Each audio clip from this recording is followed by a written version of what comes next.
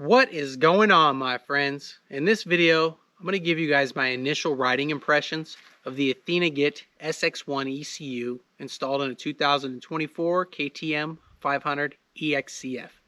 This video is a follow-up to the riding impressions I gave when the bike had the stock ECU on it. And what's going to happen is I will break up my review of this product over time into more videos. That way, as I get out into different terrain and different scenarios, I can continue to monitor things as they develop. So one of the first things we should go over is how the bike behaves when it's running, idling in neutral, and you give it a lot of throttle input quickly. So I've got two clips from when the bike was stock. One is from a cold start, and the other is after the bike had been running for several hours and was plenty warmed up. Let's go ahead and take a look at those and see what happened. So let me go ahead and start it, warm it up.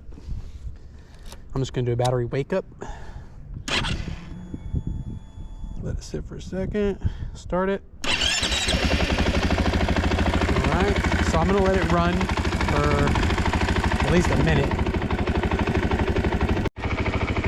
All right, so the bike's been idling for about a minute and a half or so. Let's go ahead and blip the throttle, and you'll see sometimes this thing will really hiccup even on one blip, and it will usually stall if you blip it twice. See that? Look at that, it doesn't even want to do it at all. It's kind of like a quick blip when I do it. Like if I go slow, it'll rev right up. But when I blip it quick, look at that, stalls it out. Now we're going to do it after the bike's been ridden for a few hours.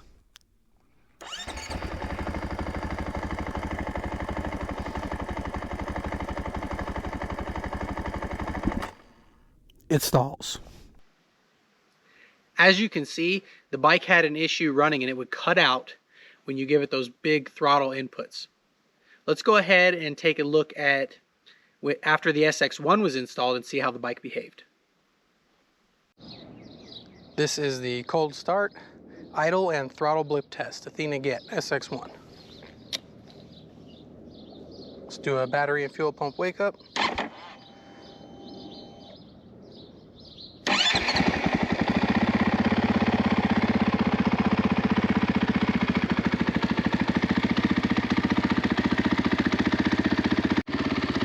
Go ahead and blip the throttle a few times.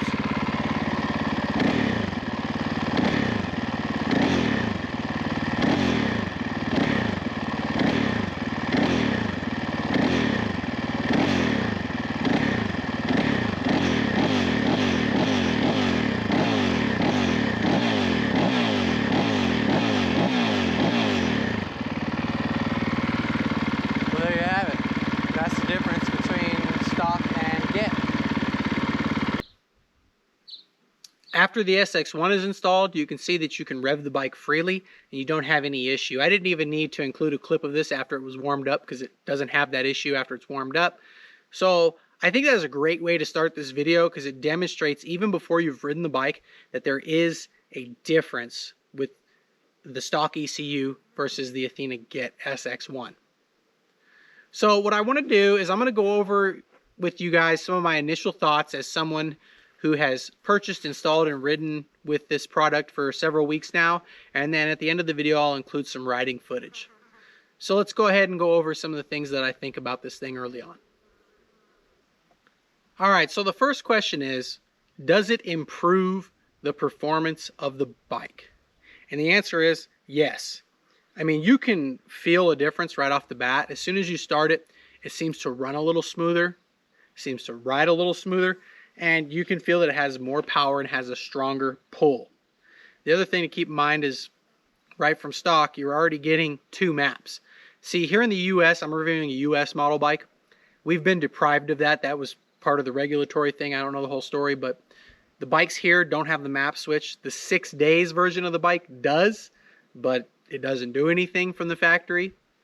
So that's, you know, maybe that's just a unique thing to the US here, but that's just something to keep in mind. So once you buy a ECU, now you have two maps. Map 1 is the race map. That's the hot map. You can feel it. It's got more power. So, I mean, there's a felt difference. And then with map 2, which is the enduro map, the single trap map, whatever you want to call it, you can feel a difference in that as well. It's a more controllable. It doesn't hit as hard as map 1. So right off the bat, you're already getting some kind of adjustability, you know what I mean? And one of the things that was the most important to me when I was looking into doing this upgrade was there was information out there that was stating that the engine runs cooler with the Athena Git. That's a combination of changes that happen with the exhaust and the tuning. The stock exhaust and the stock tuning cause the bike to hold a lot of gases back in, which creates more heat in the engine, and the lean condition also contributes to that in terms of fueling. So once you let those exhaust gases out and you run a little richer, now the engine runs cooler. I think that in and of itself, if there was only one reason I did this, that would be it. Because for me, I'm very concerned about longevity and durability of the motorcycle. So that to me is significantly important. Now, again, with the exhaust, once you put a new ECU on, that gives you the ability to put on whatever exhaust you want. So depending on what brand you like, what sound you like, whatever you're going for, you can do that. You can't do that with the stock ECU, because if you do, it's going to mess up the program and you're going to have issues. So you kind of have to change the ECU to change the exhaust. So that's just something to keep in mind. I know that's one of the first things a lot of people think about when it comes to dirt bikes, and dual sports, they're kind of dirt bikes anyway. So you kind of get that same logic. People always, I'm going to add a slip on them, you know. Well, you need to change the ECU. So that's a good point to keep in mind right off the bat. Another big thing with the Athena Git ECU is that you get end user tunability. And what happens is you get the YGet app, download on that on your phone or your mobile device, and now you can get into the ECU itself. You can create your own maps, you can adjust your maps, and it gives you quite a bit of tunability, you know. So I think that's a standout feature of the unit. So that's something you get right off the bat. Fuel economy. We're going to talk about fuel economy now and later, and I already did a video comparing the fuel economy of the stock ECU versus the Athena Git. But I think that's important to notice right off the bat, because I was able to get similar or better fuel economy. So again, right off the bat, you got that. And flameouts. Let's talk about flameouts. So in those clips that I demonstrated, that is what I would call a flameout. When the bike is cutting out like that, you know, I hear a lot of people talking about flameouts and, you know, different scenarios, and you might hear people say, oh, you got to have it in tight technical terrain and it'll flame out. You know, my bike wasn't suffering from flameouts stock. I never had the bike cut out randomly in some way that I couldn't anticipate. I stalled it a bunch of times, but I've never had it flame out. Now, some other people are reporting that, and I've basically heard two versions of this.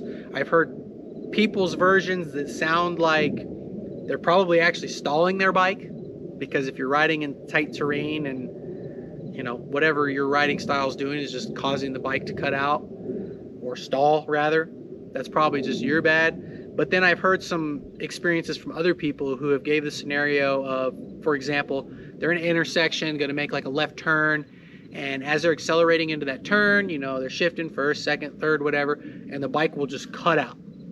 That is a flame out, okay? Big difference between riding tight terrain and getting hung up on obstacles and stalling the bike versus you're riding on a smooth paved road, you know, just accelerating normally and it cuts out. So I just want to mention that quickly because I didn't have the flame out issue. I've ridden mine all over the street on smooth terrain. I've ridden it on easy terrain. I've had it in some moderate technical terrain. I never had the flame out. I've stalled it. I know I stalled it. It was not a flame out. So I can't really comment before and after as far as the flame out because it wasn't really flaming out on me stock. But people are saying that. I know it's very popular. That's like the infamous, most talked about thing on this. Just something to keep in mind. Some people are saying it fixes that. I don't know. I've stalled my bike. It didn't flame out. Anyways. Should you buy it? So the first thing you need to ask yourself on that, you know, is as far as your responsibility to yourself and your jurisdiction as far as the bike being legal on the road, right? When we're talking about dual sports in particular, you know, this KTM 500 EXC-F. You gotta ask that to yourself before you buy it. That's on you. I can't answer that question for you. But I think there's basically two groups of people when it comes to this. I think number one is the majority of riders. I think most people are going to want this product and benefit from this product. That's just the way it is. It does make the bike run better. I know a lot of people are just looking for that snap, that more exciting feel, higher performance. It doesn't matter if you're just recreational, casual rider, racing or whatever. I think most people are going to want it and are going to benefit from it. But with that said, I just got to be honest with you guys. I think there are people out there. It's probably a much smaller group of riders, segment of the dual sport motorcycle community, that might be the type of person who wants to buy a high performance dual sport, but is never going to use the bike to its full capability. You know, you're just out putting around, just doing your thing. You're not racing, you're not doing hard enduro, you're not riding technical terrain. If that's you, if you're that person, you really don't need this product. These bikes are high performance enough, even restricted as they are to meet regulations, that they're still more capable than the majority of the human population on the planet. So just keep that in mind. You know, like I say, I think majority of people are going to want it and or need it either way. But I think there are, you know, a group of people out there that could save their money. Just got to be honest with you and say that, guys. So anyways, is it worth the cost? So cost, you know, you could make an entire conversation on cost itself. I mean, with today's environment, the price of goods and services, I could just go an entire series of videos. It would be a totally different channel. So I'm not going to get too crazy on that. I think a lot of you understand that, especially people here in the US. It is what it is. Take for example, the cost of motorcycles in the past 25 years. If you go back to, you know, 1999, the year 2000, you could have bought a full-size dirt bike for what, $4,000, $5,000, $6,000? Yeah, go ahead and buy one now. You're double, triple that. So just keep that in mind. I just don't want to harp too much on the manufacturers of these products and the distributors because, yeah, you know, it costs a lot. You know, I forget exactly the dollar amount I paid, but with the ECU, traction control knob, map switch, and the Wi-Fi module, oh, I paid like, I don't know, it was like $1,200, $1,300, something like that. Maybe it was more. Maybe it was like $1,400, $1,500. I don't remember for sure, but it was well over $1,000. And it is what it is. I mean, that's the environment we're in today, you guys. So just keep that in mind, you know, and people have different budgets. So is it worth it to you? I mean, I'll put it to you like this. I can feel the difference of the ECU when I go out and ride it, but is it like putting a turbo or a supercharger on a sports car? It's not that big of a difference. You know what I mean? Like, so don't have these delusions in your mind that you're going to get, you know, 40, 50, 60, 70 horsepower out of this. You're not. You're going to get more power. You're going to feel it. It's going to make a difference. It's going to improve your bike, but it's not like, don't have these illusions in your mind of something that it's not going to be. It's not like putting a turbo or a supercharger on there. So understand your budget, understand your ambitions. Yes, you will get a change. Your money is your money. Figure that out for yourself. All right, so where do we go from here after my initial impressions? Some things worth noting. The reeds, the intake reeds. I still have the intake reeds on my bike. I left those in based on information that I was getting from Takamoto that was suggesting that it helps with the low end grunt. So that's kind of, if I had to pick like a range of the power that was most important to me at this time, I figured the low end grunt was, because I'm not racing the bike. I do go fast on it. And as a matter of fact, it pulls plenty fast up top. And I'll include some videos of that after this where, I mean, you know, I'm running out of road, even on pretty tame off-road conditions. It's hard to take this bike to its full speed. So once you're going 80 miles per hour off-road, you know, you're you're cruising along and the bike pulls hard still. So the reeds are still in. The reason I bring that up is because, you know, for some reason they come out later. I know some people have had them become dislodged while riding. That's happened to a number of people. There's a number of videos already on YouTube about that. So if that happens, you know, or if I decide to take them out long term, I'll follow up on that. Obviously, there's going to be more videos coming from me on this subject. One of the videos that's going to come up next is testing the effectiveness of the traction control. I'm going to go out on some of the hills I tested the bike on when it was stock and compare it back to back with the traction control and see what my thoughts are on that. And then again, you know, long term as things develop, I go to different terrains and whatnot, I'll follow up as or if necessary.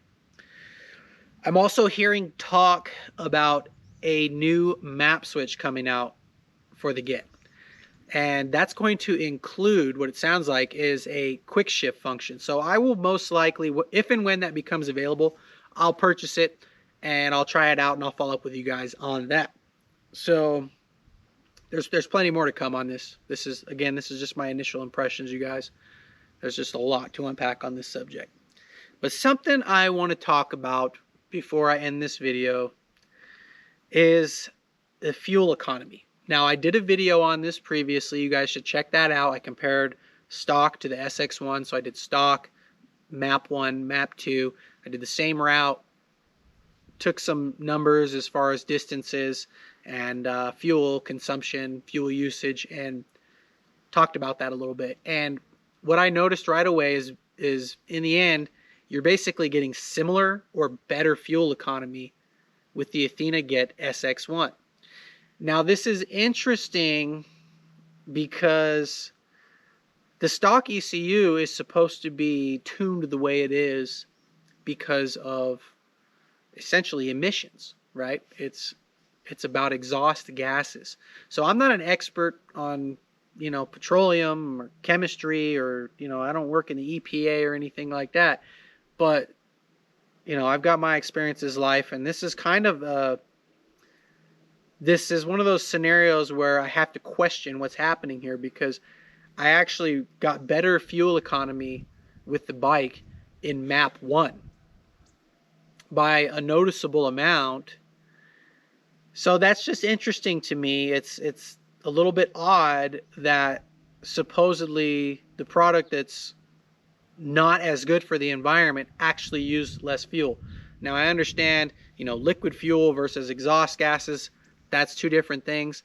But all I'm saying here, guys, is, you know, maybe there's some young people out there that are getting ready to go in school, or those of you who are getting ready to put your kids through school or whatever. Just think about maybe putting somebody from your side of the team into these scientific subjects, because what I don't want to find out long term here is that, you know, we're just living some lie in terms of the science behind the way that we're regulating these emissions. You know, do we fully understand it? Is there something being done that is not either accurate and or honest?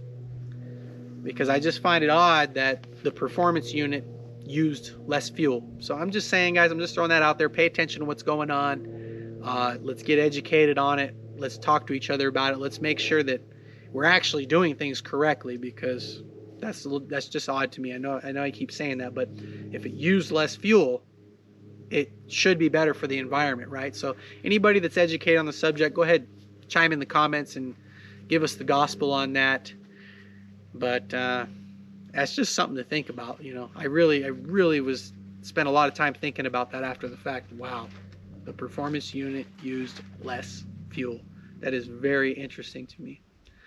So anyways, guys, I'm going to cut in some riding footage for you, and just keep an eye out for the videos to come. There will be a traction control testing video coming up soon, and I'll see you guys in the next one. SX1 in map 1. I'm going to get the bike moving and roll through the gears without using the throttle. Let's see how it does.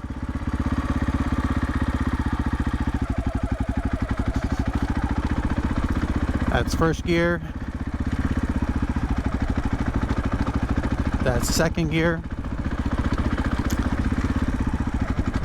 That's third gear. Getting a little chompy here. See if we can get to 4th.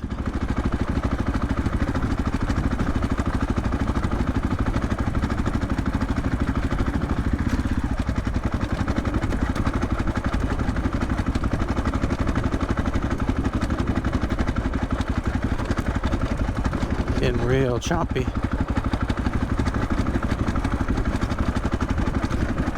See if we can get to 5th here. I know we got the 5th in stock.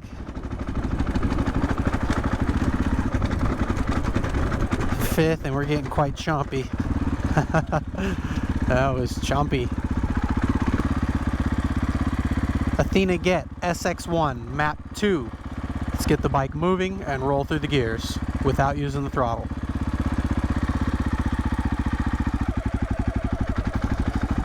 That's first gear.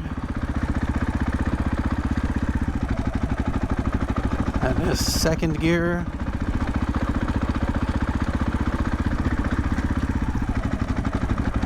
That is third gear. Give it a second, see if I can get to 4th gear.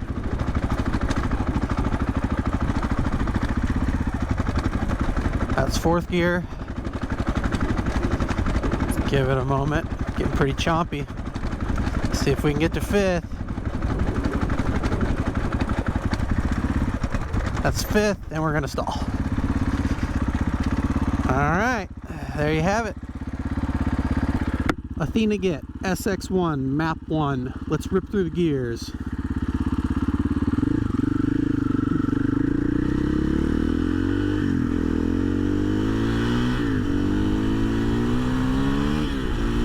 It definitely pulls harder because I'm getting wheel spin up towards the top, or the full throttle position.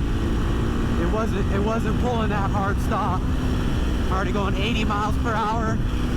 6th gear, 80, 85.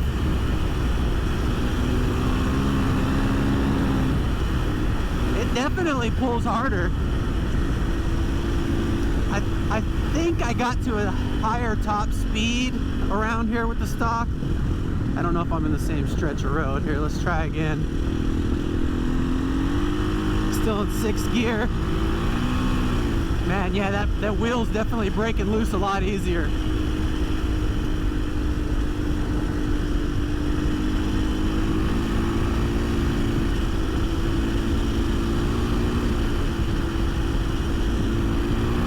There we go.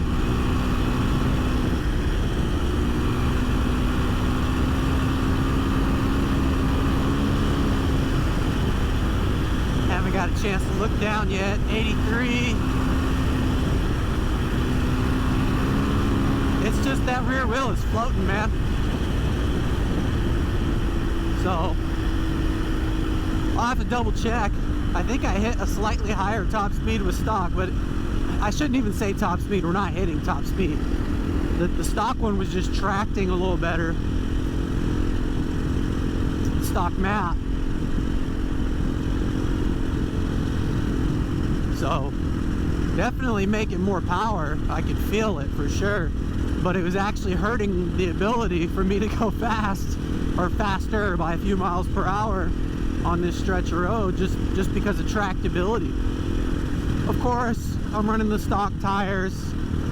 You know, they're a little bit street biased. You might say put a better tire, then that would, you know, help the Athena get out a little bit, get that power to the ground. But yeah, I mean, that's one thing to consider too. Just, you know, making more power, but I'm also getting less traction. Map 2. I'm gonna go ahead and rip through the gears and see how we perform.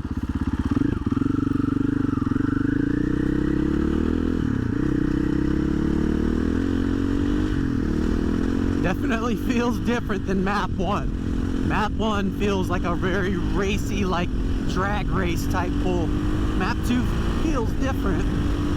So let's see. 6th gear, 77. It's a little slower. It'll get there. 82. But yeah, it feels different. It's got a different feel for sure.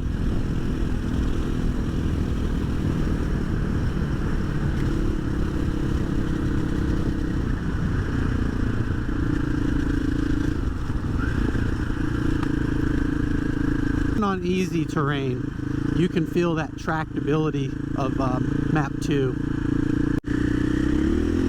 Oh yeah, switch back into map 1, and now she's feeling sporty.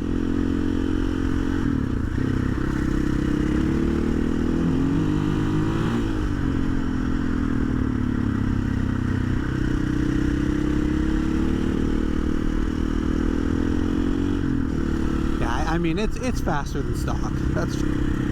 That's for sure. But this kind of goes back to my stock test again, where, you know, I can still say the bike is still fast. It just doesn't have that racy feel to it. Like now, map 1, it feels racy. It's more reminiscent of, you know, like motocross bikes. Which is great because, you know, a lot of us ride for that, you know, that exciting adrenaline feel. You can get it stock, but if you're coming off of really hot bikes, it doesn't give you the same kind of thrill in stock form that you can feel now. You could just feel popping over the top of those hills and getting that rip. So that's there. So that's what you're looking for. Thick gravel. Map 1 definitely does like to pull around a little bit in the rear. It was like I mentioned on that high speed pull, you know, it breaks loose because that extra power. Coupling that with these factory dual sport tires, and you can see I'm sliding around pretty good. So let me go ahead, switch into map 2, see if this helps. Okay, map 2. I notice it takes just a second to switch maps too, or switch maps between 1 and 2.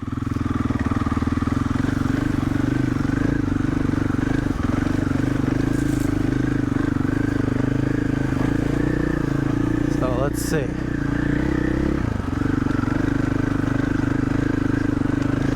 Still getting that tire wiggling around just due to traction loss. Oh, that looks new.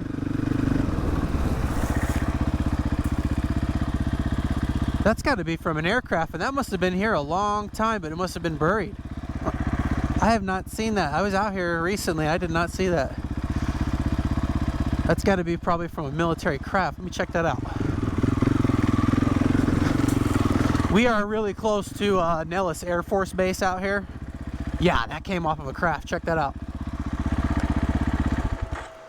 You guys are getting bonus footage.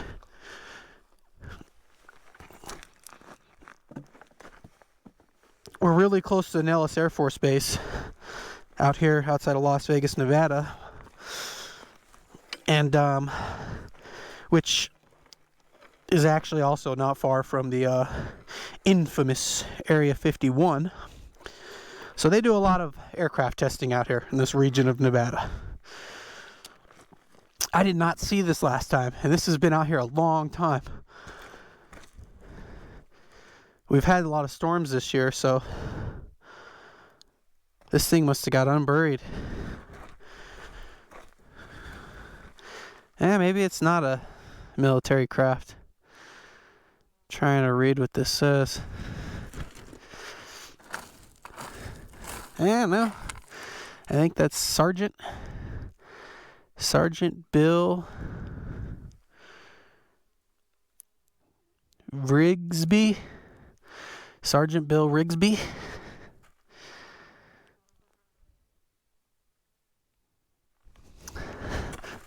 Huh. Yeah, I don't know how I missed this last time I was out here.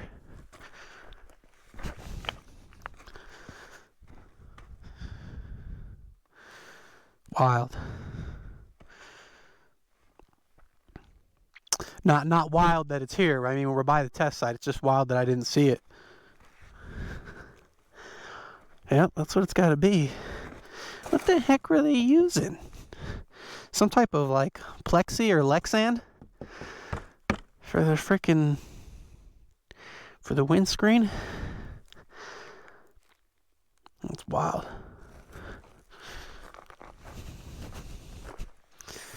Yeah, I guess glass would be too dangerous, huh? Huh?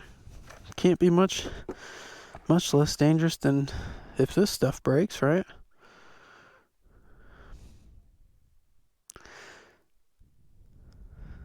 Interesting.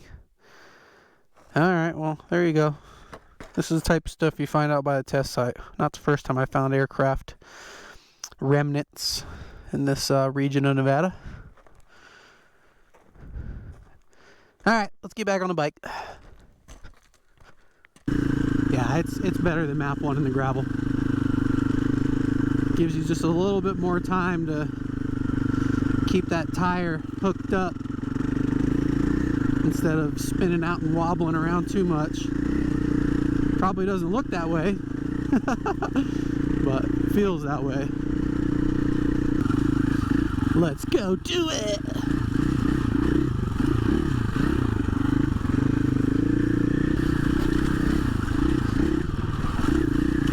Booyah!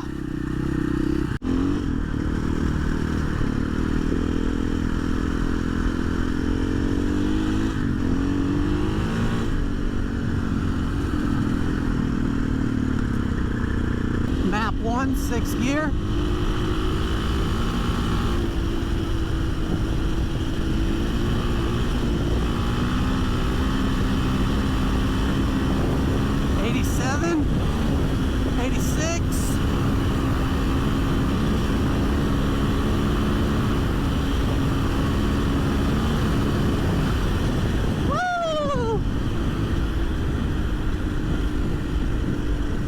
She's a quickin'. Yeah, it pulls harder, man, especially up on that top. Man, it bucks. It just peels out, man. It's peeling out. I'm going freaking 80 miles an hour.